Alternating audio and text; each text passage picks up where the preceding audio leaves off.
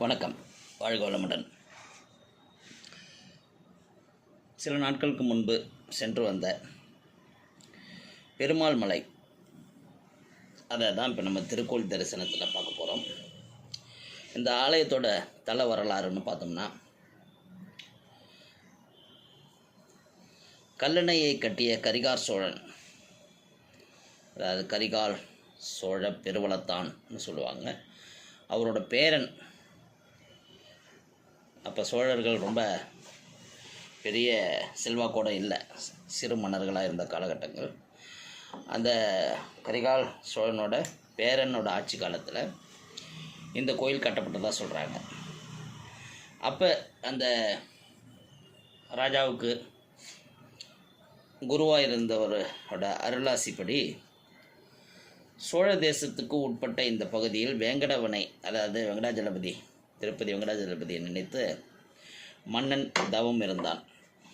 ஒரு இளந்த மரத்தடியில் உட்காந்து அந்த தவத்தை செஞ்சான். அப்போ பெருமாள் மனமகிழ்ந்து மன்னனுக்கு திருக்காட்சி தந்ததாக சொல்கிறது இந்த தலப்புராணம். இப்படி பக்தனின் முன்னே பிரசன்னமானதால், திருமண கோலத்தில் திருக்காட்சி தந்ததால் இந்த தலத்து பெருமாளுக்கு ஸ்ரீ பிரசன்ன வெங்கடாஜலபதி என்ன திருநாமம் அமைந்தது. ஆகவே இந்த பெருமாள் மலையில் இருக்கிற பெருமாளோட பேர் ஸ்ரீ பிரசன்ன வெங்கடாஜலபதி. இந்த மலை ஓங்கி உயர்ந்த ஒரு மலை. இந்த பெருமாள் மலைக்கு இப்போ காரு பஸ் எல்லாம் போகலாம், டூ வீலர் போகிறோம். கிட்டத்தட்ட ஒரு 1500 படிக்கட்டுகளும் உண்டு. ஒரு 1000 அடி உயரம் கொண்ட இந்த மலை. ஆனால் இந்த மலைக்கு போகும்போது பார்த்தோம்னா சின்ன சின்ன குன்றுகள் இருப்பதை பார்க்கலாம். அப்படி இருக்கிற குன்றுகள் கிட்டத்தட்ட ஒரு 7 குன்றுகள். இதுவும் ரிசம்பிளன்ஸ் டு திருப்பதி, 7 மலையான்னு சொல்ல மாதிரி இங்கேயும் 7 மலைகள் இருக்குது. அதே போல் திருப்பதியில் இருக்கிற அதே கோவிந்தராஜ பெருமாளுக்கு தனி கோயில் ஒன்று அடிவாரத்தில் அமைஞ்சிருக்குது. இங்கேயும் அதே போல் ஒரு கோயில் அமைஞ்சிருக்குது. அதே போல் இந்த திருப்பதி கூட ஒற்றுமை என்ன பார்த்தோம்னா, திருப்பதிக்கு பக்கத்தில் நாகலாபுரம்னு சொல்லி ஒரு கிராமம், ஒரு சின்ன ஊர் இருக்குது. அதே போல் இந்த பெருமாள் மலைக்கு பக்கத்துலேயும் ஒரு 5 கிலோமீட்டருக்குள்ளே நாகலாபுரம்னு ஒரு ஊர் இருக்குது. ப்ளஸ் கருடாழ்வார், ஆஞ்சநேயரோட உருவங்கள் அடிவாரத்துலேயே அமைக்கப்பட்டிருக்குது. அதுவும் எல்லாமே பார்த்திங்கன்னா திருப்பதி மாதிரியே ஒற்றுமையோடு இருக்குது. அதனால் திருப்பதி வெங்கடாஜலபதியே இங்கே பிரசன்னமானதால் பிரசன்ன வெங்கடாஜலபதி என்ன சொல்கிறாங்க. இந்த மலை நல்ல பாதையும் நல்லா பராமரிச்சிருக்காங்க, கோயிலும் நல்லாவே பராமரிச்சிருக்கிறாங்க. கோயிலோட கட்டுமானங்கள் பார்த்தோம்னா ஆச்சரியமாக இருக்கும். அந்த காலகட்டங்களில் எந்த வசதியும் இல்லாமல் எவ்வளோ பெரிய கோயில் கட்டியிருக்காங்க. அதுவும் அண்டர் கிரவுண்டில் மடப்பள்ளி வச்சு கோயில் கட்டியிருக்கிறத இங்கே தான் பார்க்கலாம். நீங்கள் நல்ல அந்த மலை மேலே போயிட்டீங்கனாலே அவ்வளோ ஆனந்தமாக இருக்குது, அவ்வளோ காற்றோட்டம்.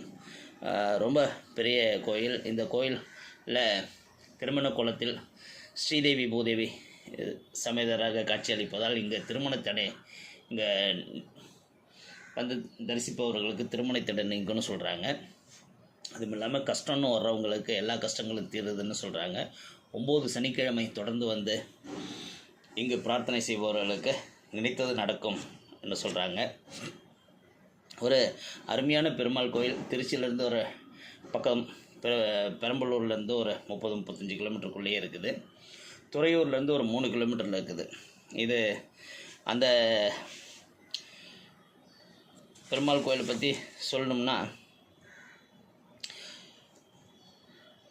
இந்த இடத்துக்கு துறையூருக்கு தென் திருப்பதி சொன்னால் அது இங்கே பெருமாள் மலையை குறிக்குன்னு சொல்கிறாங்க. ஏன்னா ஆல்மோஸ்ட் சிமிலர் டு திருப்பதி இருக்கிறதுனால இது தென் திருப்பதின்னு சொல்கிறாங்க. திருப்பதிக்கு போக முடியாதவங்க இங்கே தங்களோட நேர்த்திக்கடனை தீர்த்துக்கலாம்னு சொல்கிறாங்க. பல சிறப்புகள் பெற்றது இந்த தலம். அதனால் பெருமாள் மலை அந்த துறையூர் பக்கம் போகிறவங்க, பெரம்பலூர் பக்கம் போகிறவங்க இந்த இடத்துக்கு வந்து தரிசனம் செய்வது, கொஞ்சம் நேரங்களை செலவு செய்வதுங்கிறது ரொம்ப ரொம்ப ஒரு மனநிறைவை கொடுக்கக்கூடிய நிகழ்வாக அது அமையும். கண்டிப்பாக அதை அடித்து சொல்லலாம். ஏன்னா நான் போன ஒரு சில நாட்களுக்கு முன் சென்று வந்ததுனால என்னால் அதை நல்லா அழுத்தமாக சொல்ல முடியும். நீங்களும் சென்று வாருங்கள். வாழ்க வளமுடன்.